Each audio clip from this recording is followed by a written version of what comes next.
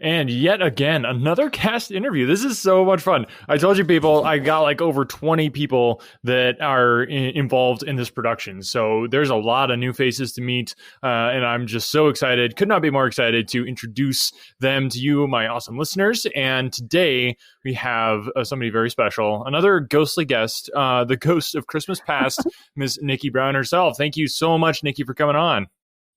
Thank you. Thank you for having me. It's so much fun to be here. It really is. Yeah. How are you enjoying being a ghost? Is that nothing good? You know what? I actually very much enjoy being a ghost because it's, it's just kind of like that level of in between because you're not earthly, so you get to have a little bit more fun playing a ghost, really. Yeah, a little bit more flexibility. You can mess around a little bit more. That's awesome. Right. Really got to play with the voice a lot more than if I were an earthly character, but I'm not a creepy ghost either. So it was really, really fun finding that in between. Yeah, exactly. Is this the first time? I haven't asked anybody else this. So is this the first time you've played a ghost? Actually, no. This is not the first time I've played a ghost. No. I'm actually in the middle of another project that I'm doing. It's actually a cartoon series where I get to play a bunch of lions, believe it or not. And one of my characters dies kind of just about in the middle of the series, and then she gets to come back as a spirit. So this is actually my second time getting to play a ghost. No way. Who'd have thought? Yeah. That is so cool. Nice. What's the cartoon series? It's called Prideless. That sounds a lot of fun. It's called what? Prideless. Prideless. Nice. Yes. That is so cool. Yeah, it's going to be a cartoon series on YouTube. Okay. That's awesome. Yeah. How'd you end up doing something like that? Sounds like a blast. I just actually it is. It's so much fun so far. I actually was paying attention to the posts that they had on the voiceover Facebook group where I also found out about this project. And gotcha. I had auditioned for one project before, but I didn't get into that. But the casting director told me she really liked my voice. She was really impressed with it. And so a couple of weeks later, she had another one. And I ended up getting cast in 3 roles, which really, really surprised me. I wasn't expecting that one at all. That's so cool. Yeah. Nice. And, so the kicker, the shocker. Yeah. So go aheed. No, you go. 2 characters that I get to play are actually mother and daughter. So well, they definitely sound related, I would imagine. Well, yeah, most definitely. I'm keeping it all in the family over here. So. Yeah, very, very much so. That's awesome. Oh man, do you have like a launch date for that when it's coming out? I'm not sure exactly yet because it's still in the early stages. We haven't even started recording for that yet. It's still in pre-production, but I'll be sure to let you know once we start recording and get more concrete things in there. That is so cool. That is awesome. Well, congratulations on that. That's a break, I'd say. Yeah. How long have you been doing voiceover work? Oh gosh, I'm trying to find a way to answer that question without giving away my age here. I've been doing voiceovers for roughly about 12 years now. I was in college actually. But I had always loved voiceovers. It had always been a dream of mine to be able to do it one day, at least on some professional capacity. And then when I got to college, I studied theater and voice, and I took a voice class one semester. And for my midterm that semester, we had to go downtown and do a voiceover. And I came in there and I just kind of... I didn't even really know what I was doing. I was just kind of winging it. And the creative director came up to me afterwards and she said, you know what, don't tell any of your classmates because I'm not giving them this offer, but I love your voice. Your voice is just amazing. I'm going to hire you. And she hired me on the spot. And I've been doing voiceovers ever since that point. That is awesome. That was a lucky break that day. Yeah, no kidding. Well, I think it says a lot to just the amount of talent you got going there that somebody recognizes it that early on. So that's awesome. And I can definitely attest to that talent with this production. The Ghost of Christmas Past has Oh, just thank you. been so cool. That I'm yeah I was working on editing Stave 1 here this last week or so, and I'm just about to jump into Stave 2, and I can't wait to just mess with all those files that you've sent over for the Ghost. It sounds so good. Can't wait to hear it all put together. It's gonna be really cool. Oh yeah, I had almost too much fun doing those lines. It was so amazing. Like, oh Nice. my gosh, my fiance was probably sick of me. He's like, no, no, you already recorded this 14 times. I'm like, no, I can nail it this 15th time. Just let me do it. The life of a voice actor. It's kind of how it I goes. know, I know. I'm the That's worst so cool. critic. And even when I sent in my files, Yeah. I'm just like, oh no, why did I send in that take? No, no, no. Nice. Well, it came out great. With A Christmas Carol, something I've been asking people is just kind of like, what's your background with the story and all that sort of thing? Is it something you've been aware of for a while, or? Oh, actually, reading A Christmas Carol is a Christmas tradition in my Oh, family. nice. Like every Christmas Eve, we sit down and we read the book, and we have, in-depth discussion about the characters and the Yeah. symbolism and all type of thing like that. Oh, And wow. actually, it's really amazing that you had me on board here as the Ghost of Christmas Past, because it's kind of a redemptive thing for me. And the Huh? reason I say that is because a couple of years ago, they were having auditions for the musical version of A Christmas Carol.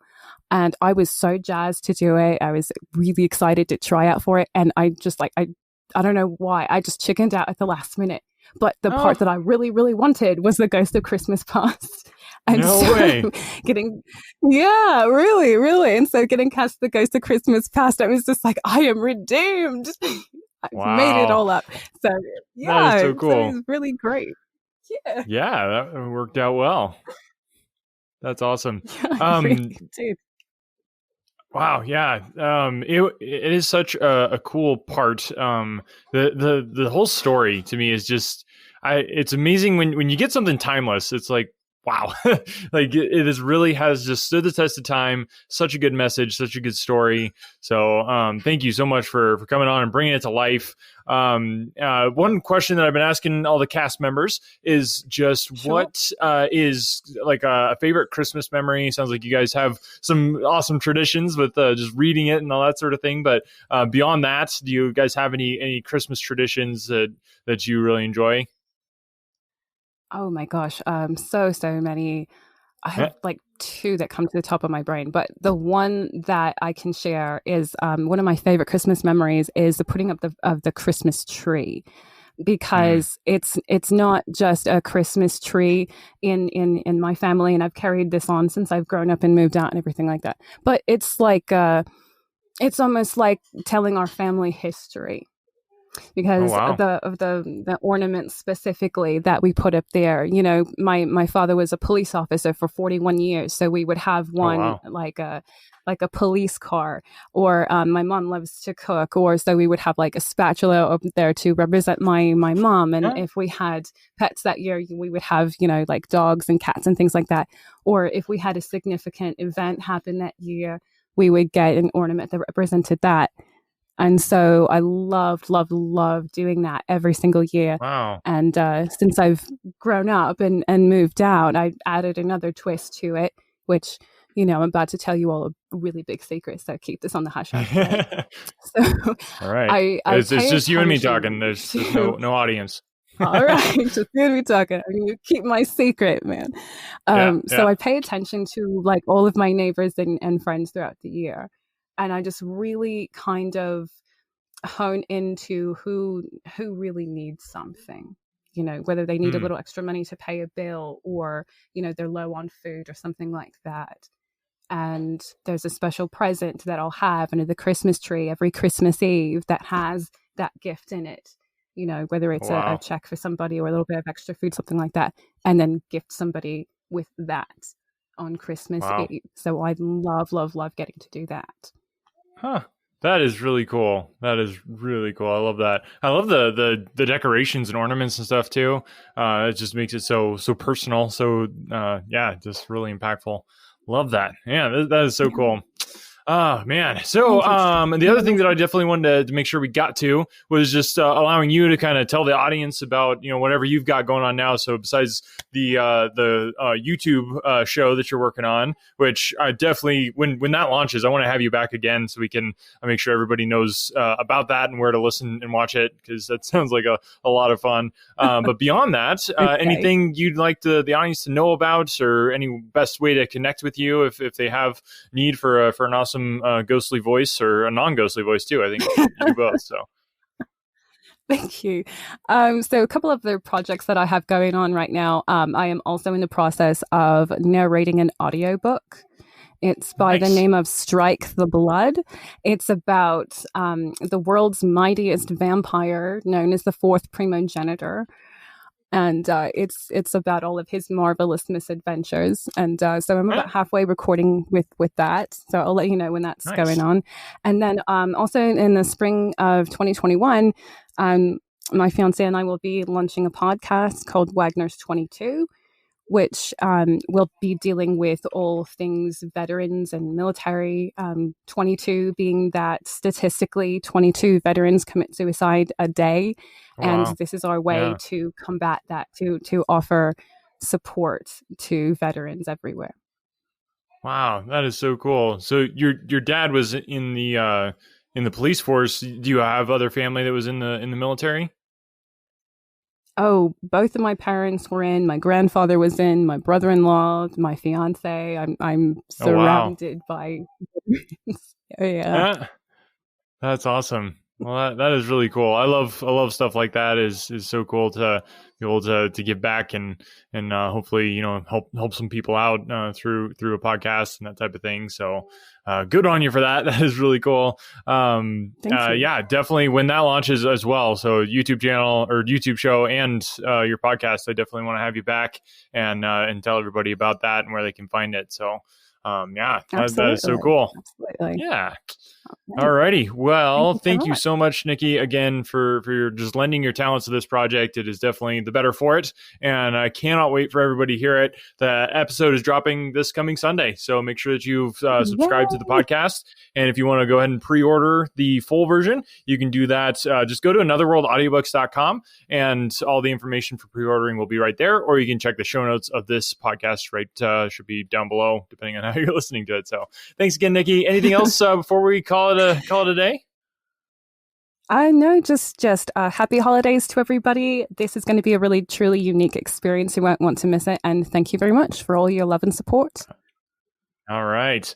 Thanks so much, Nikki. And thank you guys for listening to the podcast. Really appreciate it. Remember to share this. This is going to be big. I mean, we've got, I was just, when I was talking to another one of the cast characters, I mean, we got people all around the world just getting excited about Operation Christmas Child and being able to donate to the awesome ministry that they're doing and just spreading Christmas to people around the world who need it. So make sure to check that out in the show notes or go to anotherworld.com, anotherworldaudiobooks.com, and remember to share this. So thanks for listening. When I was in school, I absolutely hated writing. It wasn't until I was a bit older that I came to understand the power of words. If you're a business owner, you understand that power too. A business blog, when done right, can drive sales, increase revenue, and get you more customers. But as a business owner, you probably don't have the time to do all that writing. Plus, if you're not a copywriter by trade, you might feel like you're just kind of throwing words out there and they're not actually accomplishing anything. The good news is, there's a simple solution. Check it out. I call it the ultimate blog post checklist for businesses with online stores. This checklist will allow you to write better, more effective articles that convert readers into buyers. It's full of easy-to-follow examples to get your creativity flowing based on experience of nearly 1 million words written, and best of all, it's effective on any type of article in any industry or niche. I've successfully used this exact checklist on topics from pool table reviews to investment advice. Tired of spending tons of time writing stuff that doesn't convert? This checklist will change that by giving you highly effective blog posts and articles that transform readers into paying customers. Go to invicta.enterprises/free checklist and start saving time and transforming your writing now. That's invicta.enterprises/free checklist.